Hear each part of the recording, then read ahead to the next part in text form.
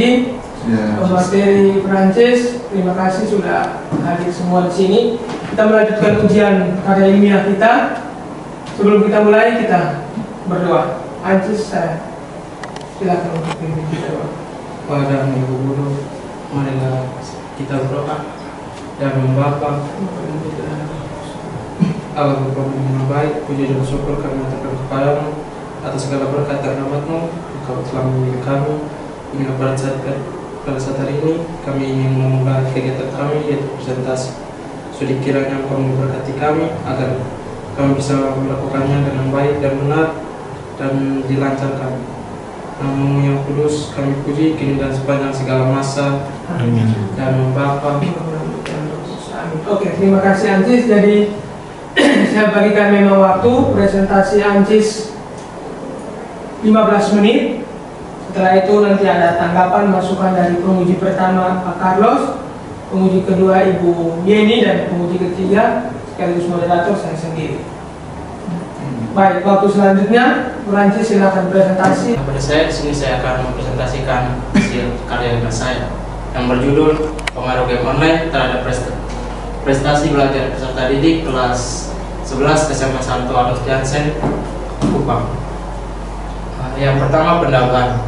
Di penularan ada latar belakang, yaitu game online ini adalah permainan yang biasanya dimainkan melalui jaringan internet dan sejenisnya, sambil menggunakan teknologi terkini seperti modem dan koneksi kabel. Umumnya game online ini dia dimainkan oleh para pemuda dan tidak juga kalangan remaja. Pada dasarnya game online ini rentan terhadap kalangan pelajar dibandingkan dengan kalangan dewasa. Dengan adanya game online dapat berpengaruh negatif terhadap prestasi belajar siswa. Di sini saya mengambil contoh dari data Kompas, yaitu pada tanggal 20 Desember 2019 yang menuliskan terdapat beberapa kasus terkait ketagihan game online, yaitu kasus remaja yang kecanduan game online. Yang kedua, permasalahan masalah.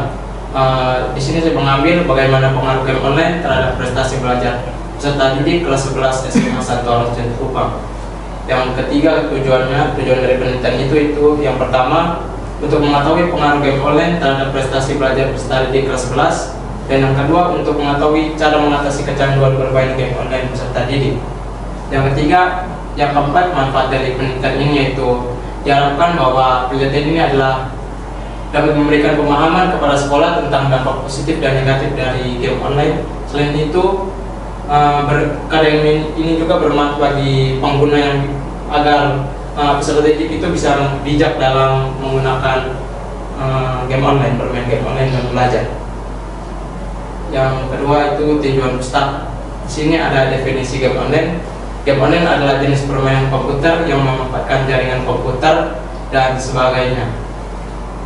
Menurut Andre Rowling dan Ernest, itu game online adalah lebih tepatnya disebut sebagai sebuah teknologi dibandingkan sebagai sebuah game, genre atau jenis permainan.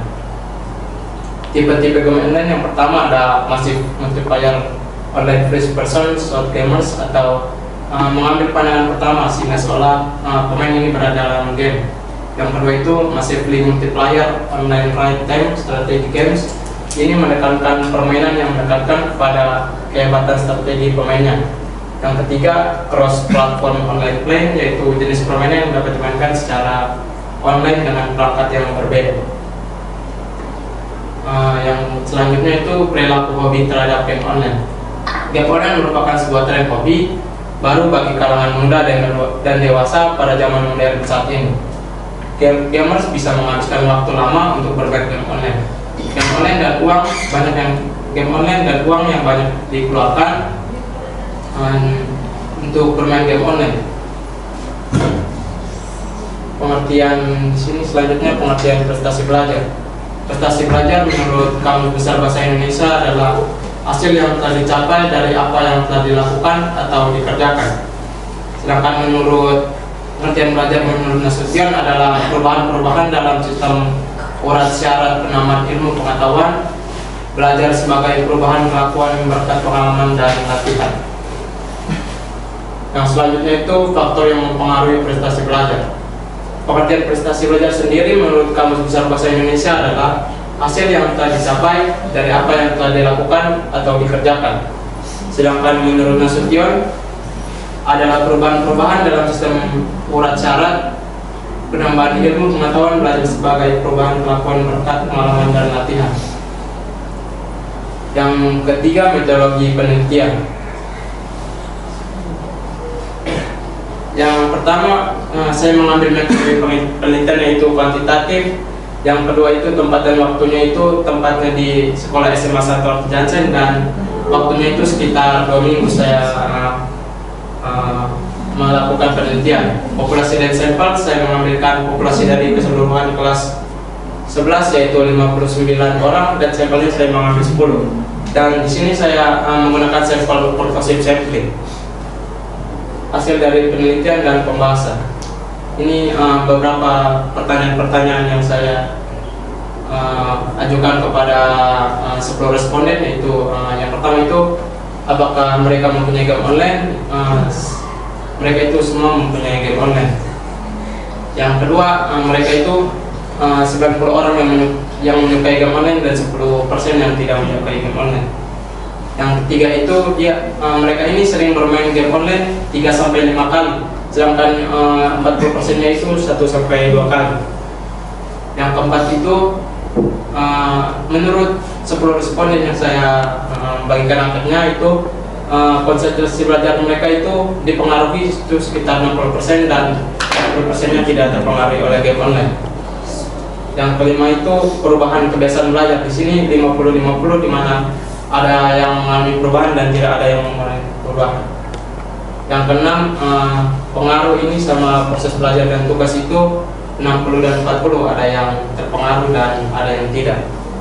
Yang ketujuh, hasil belajar mereka juga berpengaruh. Di sini ada yang yaitu 60% dan tidak itu 40%. Yang ke-8, ketika sedang mengerjakan tugas, mereka itu sering terganggu oleh game online itu 30%, dan jarang ketika mereka sedang mengerjakan tugas bermain game online itu 70%. Yang ke-10, perbedaan prestasi belajar antara siswa aktif bermain game dan tidak. Menurut mereka ada yang 70% yang perbedaan antara siswa yang bermain game dan prestasi belajar dari siswa yang tidak bermain game, dan tidak 30% yang tidak terpengaruh atau tidak ada perbedaan. Yang ke-11, mengganggu konsentrasi belajar. 60% di sini mengalami konsentrasi belajar dan 40%-nya tidak. Dari hasil penelitian di atas, berdasarkan hasil penelitian, seluruh responden memiliki game online. Banyak dari mereka yang menyukai game online. Dalam 1 minggu, sebagian besar dari mereka bermain game online sebanyak 3-5 kali. Berdasarkan grafik di atas, dapat diketahui bahwa sebagian besar dari mereka mengalami dampak dan perubahan yang disebabkan oleh game online, baik itu dalam proses belajar maupun hasil belajar dari mereka. Selain itu, game online juga menyebabkan pembagian waktu dan prestasi peserta didik terganggu antara waktu belajar dengan waktu bermain. Dapat disimpulkan bahwa game online mempunyai pengaruh terhadap prestasi belajar peserta didik kelas 11 SMA 1 Arthur Jansen. Para peserta didik kelas 11 SMA 1 Arthur Jansen tidak dapat membagi waktu mereka antara bermain dan belajar, sehingga hal tersebut berdampak pada prestasi belajar mereka di sekolah yang menurun dan mengalami perubahan. Yang terakhir, kesimpulan dan saran. Kesimpulannya itu yang pertama, game online berpengaruh terhadap waktu belajar dari peserta didik. Yang kedua, game online dapat mengganggu konsentrasi belajar dari peserta didik. Yang ketiga, dapat menyebabkan perubahan dalam prestasi belajar. Yang selanjutnya itu saran. Yang pertama itu siswa harus membagi waktunya antara belajar dengan bermain. Yang kedua, guru harus memberikan edukasi tentang pentingnya belajar daripada bermain. Dan yang ketiga itu, guru dapat memanfaatkan game online dalam pembelajaran. Sekian presentasi saya, terima kasih. Ini presentasi. Baik, selanjutnya kita ke penguji pertama, Pak Carlos, silakan. Baik, Francis, yang pertama Pak ucapkan selamat siang. Di sini yang Pak yang mau tanya satu, kenapa Francis ambil pada kelas 11 saja? Kenapa tidak seluruh? Karena saya juga bermain game dengan mereka Pak. Jadi saya lihat di kelas 11 itu banyak yang bermain game, dan teman-teman saya juga dari kelas 11 ada yang bermain game sangat baik. Yang berikut sih tentang penulisan Francis ya. Di kata pengantar ini Francis sampai mirip kayak Francis punya kawan yang tadi berujian sebelumnya. Di sini Francis tulis puji syukur dengan kepada Tuhan YME. Tuhan YME ini siapa? Yang Maha Esa. Jangan tulis begini ya, nanti ditulis itu jelas. Lalu yang berikut untuk daftar Francis mendaftar isi. Francis sudah bagus kasih penomoran, tapi daftar isi nanti dikasih penomoran ya. Soalnya kalau tidak pakai penomoran, daftar isinya tidak ada guna sama. Lalu Francis punya daftar pustaka juga nanti harus ada ya. Soalnya sini tidak ada. Francis punya penelitian banyak pakai penelitian terdahulu ambil dari jurnal, tapi daftar pustakanya tidak ada. Mungkin dari saya. Baik, terima kasih Pak Carlos. Selanjutnya waktu untuk Ibu Yeni, penguji kedua, saya silakan. Oke, baik, selamat siang untuk kita semua. Selamat siang Prancis. Masih semangat? Semangat. Provisiat karena kamu sudah menghasilkan satu karya ilmiah. Yang Ibu mau tanyakan di sini yang pertama, faktor apa yang mendorong Prancis untuk melakukan penelitian tentang ini? Faktor itu yang pertama itu dimana pada zaman sekarang itu kan era modern nih. Jadi teknologi ini tidak hanya berpengaruh terhadap seluruh kalangan, melainkan seluruh pelajar. Dimana adanya game online ini bisa mempengaruhi konsentrasi belajar atau berpengaruh terhadap pembelajaran. Yang berikut, waktu penelitiannya berapa lama? 2 minggu. 2 minggu saja. Saya memberikan Kamu yakin selama waktu hanya 2 minggu itu bisa menjawab kamu punya penulisan? Menurut hasil yang saya berikan angket ini bisa ya? Bisa. Terus yang berikut, perhatikan lagi penulisannya. Penulisan dalam karya ilmiah seperti apa, sistematikanya seperti apa, diperhatikan baik-baik. Ini juga menjadi pembelajaran untuk kalian ke depan. Belajar memang dari sekarang apa yang tadi sudah menjadi catatan dari penguji pertama dan penguji kedua. Terus nanti mungkin ada masukan juga dari penguji ketiga, itu kamu harus catat. Atau kamu masih ingat? Nanti pulang keluar masih ingat apa yang disampaikan. Itu harus dicatat ya, berpoin dan dicatat. Karena ini menjadi masukan bukan hanya sekedar sampai di sini saja, tidak. Ini nanti kamu kalau kuliah nanti masih akan bertemu lagi seperti ini. Mungkin nanti di tingkat perkuliahan kamu lebih sulit lagi nanti. Jadi hal yang sudah dapat di sini kamu bisa manfaatkan dengan baik. Mungkin dari Ibu saja. Baik, terima kasih Bu Yeni. Yang terakhir dari saya, yang pertama Provisiat ANSIS sudah berproses. Ini bimbingan yang pertama. Kami punya kelompok bimbingan yang pertama, Francis yang ujian pertama, dan memang Francis yang harus paling pertama waktu sebelum teman-teman itu yang pertama. Yang kedua, Provisiat Francis menjawab apa yang menjadi judul ini. Artinya di kesimpulan Francis sudah tulis. Yang paling tanyakan satu,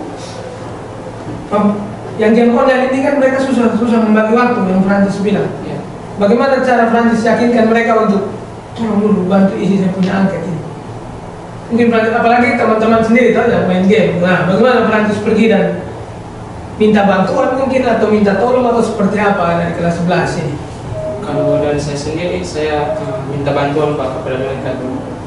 Kan mereka kan bermain game online begitu Pak, jadi saya minta bantuan untuk mengisi angket yang saya berikan karena mereka juga sesuai dengan saya punya penelitian.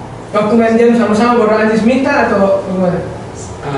Waktu mereka ada main game saya minta. Oke, baik. Terima kasih Anjis. Mungkin itu yang pertanyaan dari Pak. Provisiat ini jadi bekal masukan dari penguji pertama dan penguji kedua, itu jadi bekal, jadi masukan untuk Anjis catat sekarang juga untuk penelitian berikutnya kalau Anjis lakukan. Baik, mungkin kalau tidak ada lagi berarti kita selesai. Provisiat Anjis, terima kasih, selamat Siap.